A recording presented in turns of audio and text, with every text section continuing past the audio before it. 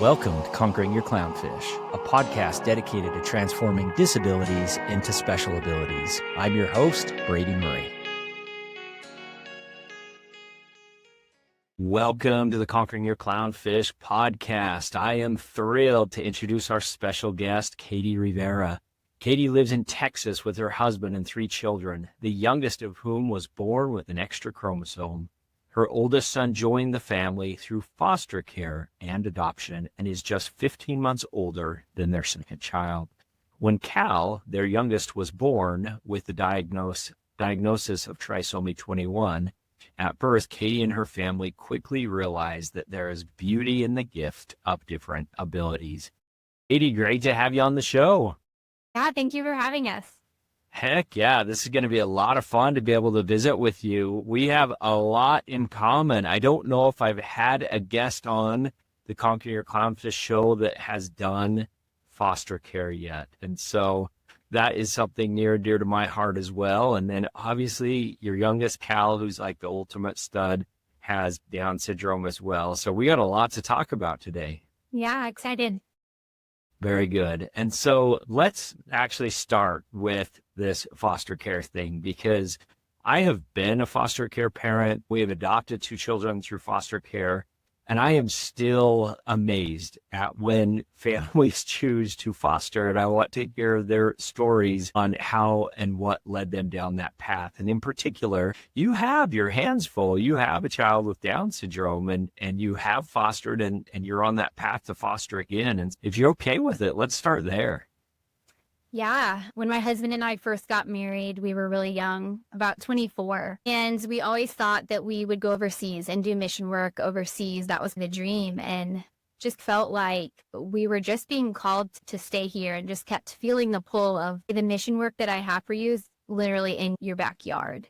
And so we had been married for about 2 months, and I looked at my newlywed husband, 24-year-old, and I was like, hey, I think that we're supposed to foster. And is one of the most easygoing, most laid back, kind and gentle humans that you'll ever meet. And he said, okay, let's do it. And so we'd been married for about 2 or 3 months. We started the process of foster care classes. We ended up going through the state because we were not yet 25. And one of the requirements for a lot of private organizations was that you had to have been married for a year and you had to be at least 25. And we were neither. Check. Yeah, the state was willing to take us. We did our foster care classes, and I remember getting to a checklist box. And the first time around that we applied to be foster parents, the questions that kind of caught me off guard were, would you be willing to take a child that has special needs? And the other question was, are you willing to adopt? And I was an immediate no to both of those boxes. And my husband looked at me and he said, you don't want to adopt? And so it was ironic and funny that we had gotten all the way through this process, but for some reason, adoption had never really crossed my mind. We were in it for reunification. We were in it to just help families in a really stressful and hard time. So, we spent about 24, 48 hours having this conversation and landed on ultimately, how could we not adopt? If this child that we'd been caring for was in need of a home, we would adopt. And so we marked that box, but I was still a little bit afraid of the boxes, the special needs boxes. Now, mind you, we're 24 at the time. We hadn't been married for a year. And so I was not bold and brave enough to check mark any of those boxes. So fast forward, during the foster care process, ended up getting pregnant. I was about 6 months pregnant with our daughter. And the state called and said, hey, we have a 13-month-old boy. We think this is going to be a really short-term placement. Would you and your husband think about saying yes? And as in foster care, you have seconds to give them an answer. And we just felt like it was a yes. And we said yes. And a couple weeks turned into 3 years was how long his case lasted. And we finalized adoption with our oldest son at 4. Was this your first placement in foster care? This was our first placement, yes. Okay, wow. There's a lot to unpack here. Note to listeners, if you are a foster parent or aspiring to be a foster parent, and the caseworker says this will be a really short placement, know that is a sign that this will probably be a long-term placement that ends in adoption, because that's exactly what they told us, okay? Yes. And this is fascinating. So first off, you're only a couple months into marriage, and you have on your heart to foster. And you were also open to welcoming a child through birth and into your family. And you were also in this process of fostering. This is not normal. Okay. So this is not normal. Where does this root and this feeling in your heart come from? I think it's just a calling that Lord placed on our heart, both of us simultaneously. And I think it's really unique that you do get two individuals that are wired very differently that say yes to the same desires and dreams and hopes. And yeah, I can't really explain it other than it was just something we knew we were supposed to be doing. And you answered the call. You took that leap of faith and you went forward in faith and courage, Yeah. and you answered that call. You went through the process to become a foster care. You had to get special exception, being underage to the state's requirements, and you had been married a year, but they approved you. You went through all the classes. You're now ready to be a foster parent, and you become pregnant. In fact, you're 6 months pregnant when this opportunity to foster comes. If ever there was a reason, like a justifiable reason on why you wouldn't do that, you had them. You had multiple reasons, yet you still continued down this path and accepted that call. And so talk to us about that placement as you are pregnant, and then you go and you welcome your first child into your family while fostering this little infant, this little baby.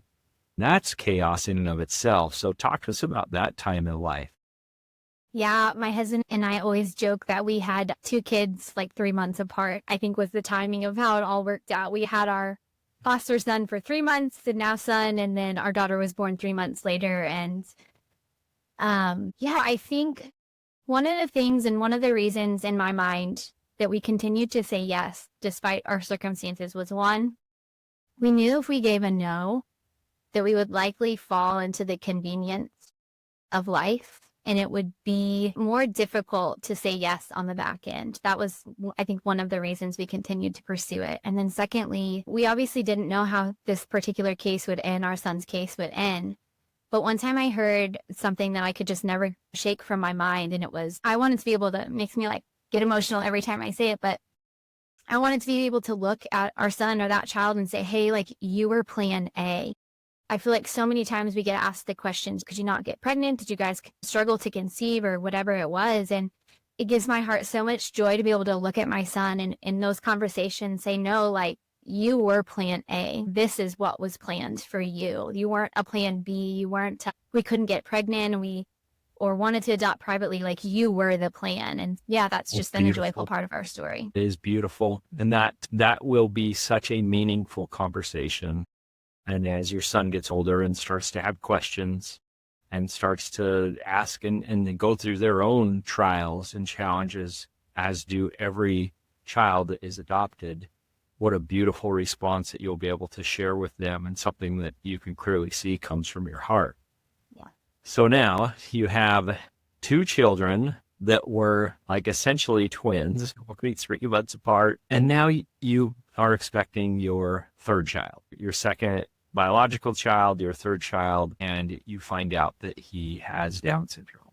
And so I want to take us back to the questionnaire when you were going through foster care, and that question that said, are you open to special needs? You didn't check that box, which is understandable as a 24-year-old. But now here you are in its truest form, getting to answer that question again. Tell us about that experience. Yeah, we had a birth diagnosis with Cal, and I think if I'm brutally honest, I felt like with Cal, we felt like he was our bookend. We felt we had gone through this 3-year journey of uncertainty, and so now we were finally getting to bring a biological child into the world. We were thrilled that he was a boy. My husband was a college athlete. So I had all these hopes and these dreams, and he popped out with that extra chromosome. I almost felt like robbed or gypped. And that's just like the ugly truth of how I was feeling in that moment. I thought that I deserved, or I had this whole perfect birth that we never really got to experience or have because it was so chaotic when our daughter was born, having a 15-month-old foster child. And so I had created the perfect nursery and all of these things that I just thought would make it the perfect experience. And when he popped out with that extra chromosome, I think my husband laughed and I cried. I mean, it rocked our world, but it didn't take long at all after knowing who Cal was to just be like, oh man, this is just the best journey that we could have ever asked for. I would love to meet your husband because you've shared two things about him. One was when you came to him as a newlywed and asked him if he'd be open to fostering, and he was like, yep, ready to go. And then the second thing is upon diagnosis, a birth diagnosis, which is oftentimes quite sudden and quite abrupt. He smiled, he chuckled in this situation. What a stud. What an absolute good human being. You can definitely tell where his heart is. Can you share a little bit about your husband?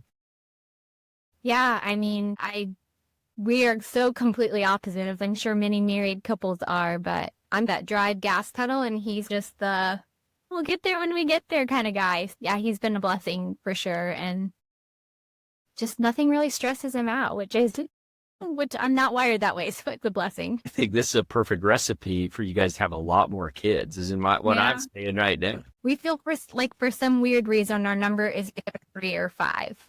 We'll see. My famous last words for me and Andrea was, I wanted 3, she wanted 5. We settled on 11. And so no pressure. We don't need to go there. Let's talk about Cal some more. How old is Cal now? Cal just turned 5. Awesome. So Cal's 5. You guys are living your best life right now. Tell us about the impact that he has had on your life. And in fact, you openly shared, as do essentially almost all parents, myself included, that this was disruptive when you found this out. I can understand your feelings on how could this be. You felt a little bit jaded or a little bit like this is unfair. And rightfully, you have done so much in being faithful and trying to help and provide wonderful home and just be somebody that is of service to others and those that are in need. And you have this pregnancy, you have your son, and you find out that he has Down syndrome. Was there a moment that you recall to where that started to shift, where you went, this isn't good, to, hey, this is actually really good? Yeah, it's amazing how quickly you just step into mom and advocacy mode. And it was just a very short time after Cal was born, my perspective shifted to, I was still very much in survival mode, but I was also very much, okay, what does he need? And just went down the rabbit hole of research and how do we advocate best for him? How do we love him the best that we can? Yeah. So one of the things that you would put in the questions that you answered in preparation for this, it is when we asked your biggest dream for Cal, and one of your biggest dreams was that you dream of a world where my son isn't just included, but belongs. And another way that I've heard that expressed is, I don't want my son to have fans. I want them to have friends. And so tell us more about your feelings about this. Yeah, I think that inclusion has become such a trendy topic or a trendy word right now. And I think that there's just such a difference between inclusion and true belonging. And we've realized that there's such a gap. People are typically kind to Cal for the most part, but the willingness to see that he brings worth and value as a human being and that he belongs is not as common of a concept as you would hope for.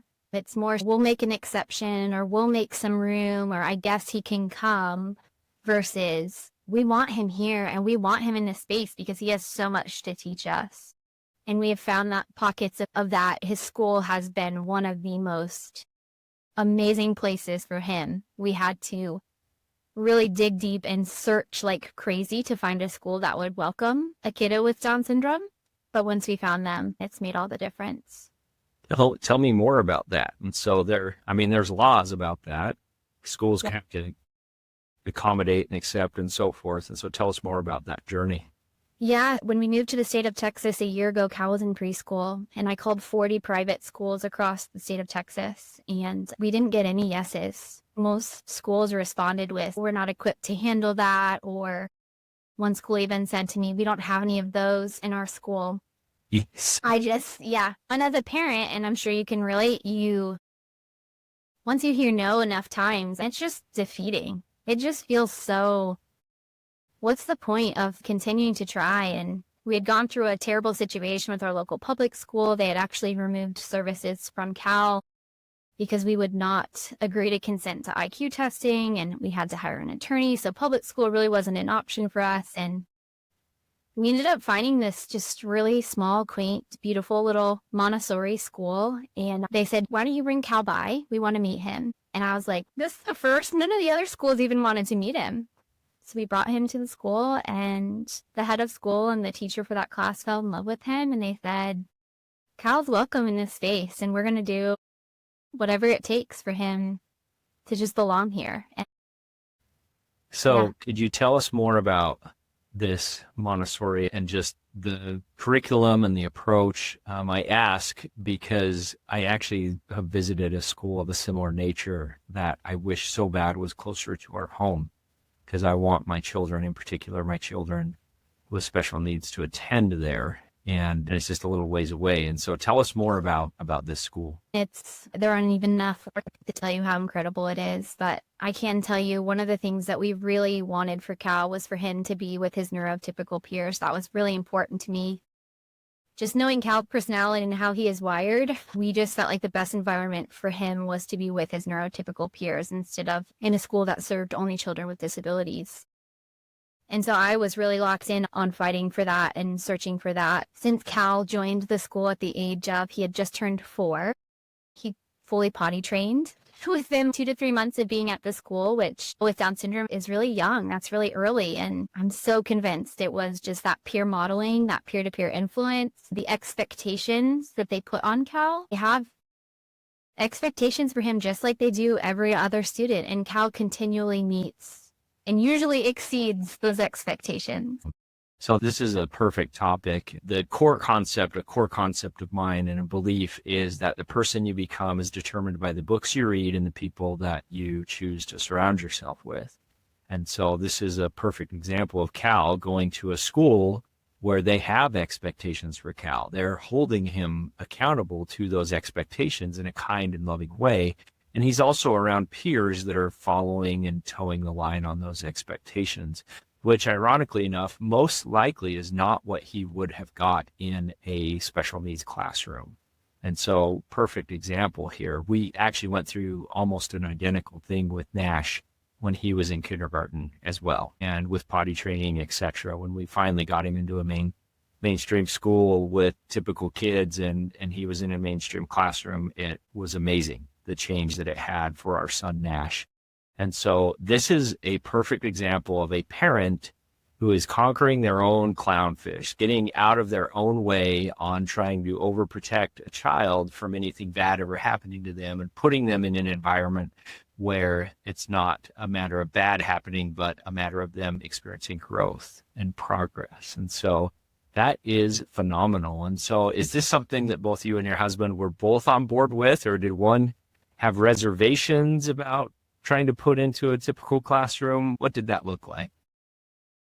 Yeah, no, I think once we toured the school and we met the teachers, it was a really easy yes for us. Yeah. Yeah. Are all of your children going there? No, the school just goes through 3rd grade. Okay. So let's talk about that. What next? 3rd grade's not too far off. Oh man, don't stress me out. I think the educational realm is an avenue I never expected to be so incredibly stressful. Yeah. But yeah, we're doing a lot of advocating on our end right now, trying to come up with solutions, starting really early for what's next. Yeah.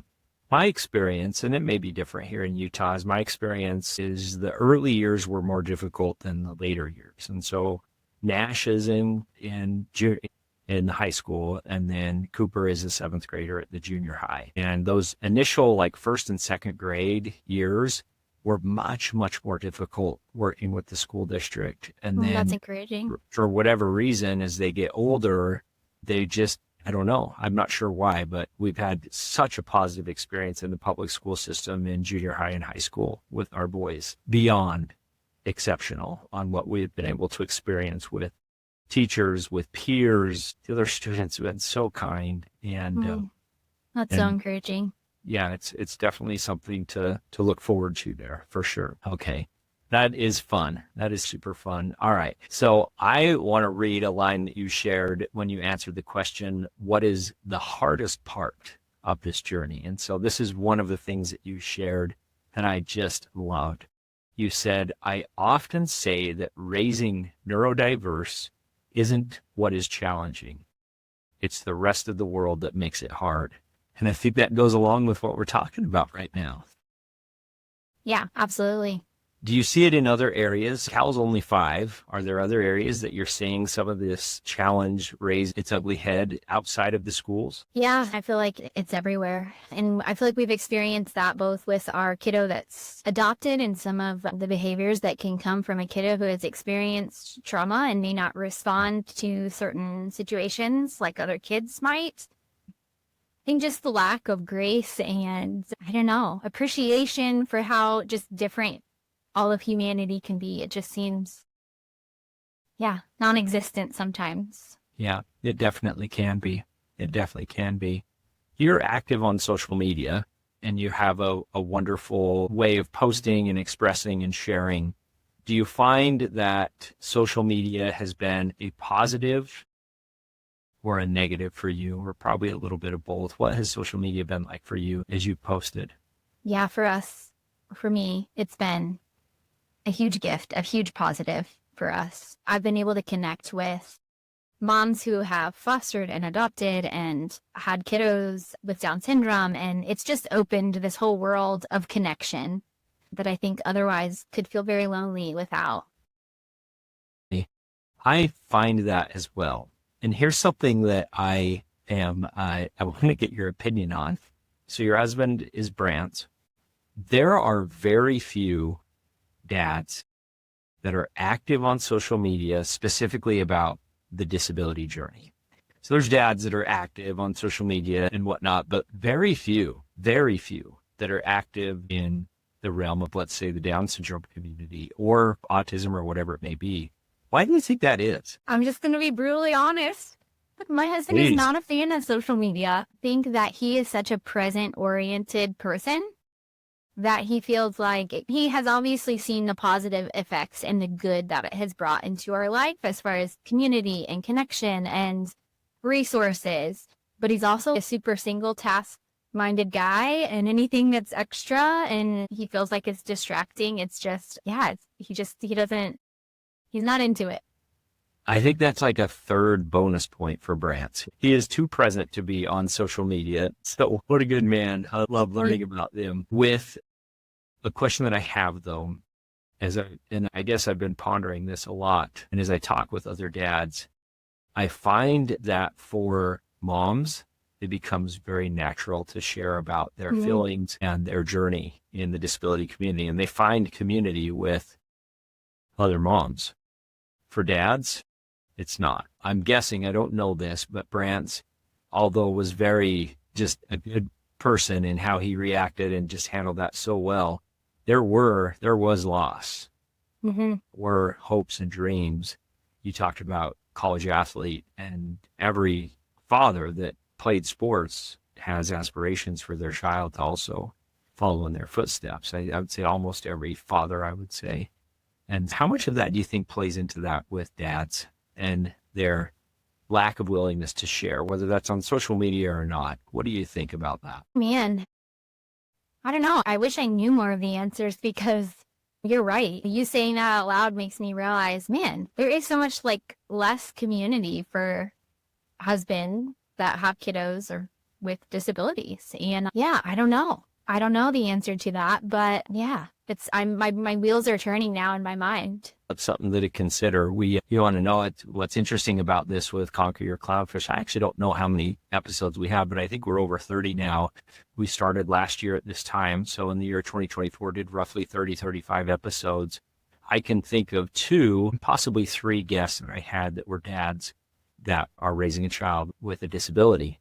everybody else are moms. And the way that we are able to best identify our guests are actually through the social media channels, which is another way or reason why we just think, my goodness, there's something to this. And so that's something that with our team, we're exploring, actually going back to our guests that we had this last year and inviting their spouse to come on. And I think that could be a very interesting topic of conversation as we get to know the man behind the amazing. Absolutely. Stay tuned to our listeners. That's something that we're working on right now that I think Brantz would be a wonderful guest on the show if it's something that he's open to. I would love to see it, Brady. I would love to see it. That'll be fun. Katie, this has been amazing. You are a fantastic person and somebody that is making such a huge difference in this world. I'm excited to be able to see your journey continue to unfold as you re-enter the space of foster care. And this time around, if I'm not mistaken, you checked the box that you are open to fostering a child with special need. Is that true? We sure did. Yeah. I'm secretly hoping it's a diagnosis of Down syndrome, but wouldn't that be special? There's probably a high likelihood of something like that actually transpiring. You deserve that in a special way. But Katie, thank you for being such an amazing guest and an amazing example. Thank you for being such an incredible advocate for our community. And we're excited to be able to share your story with our listeners. Thanks for having me. Thanks for listening to this episode of Conquering Your Clownfish. If you liked what we discussed on the podcast today and want to continue the conversation, please visit us at conqueringyourclownfish.com. And please don't forget to subscribe.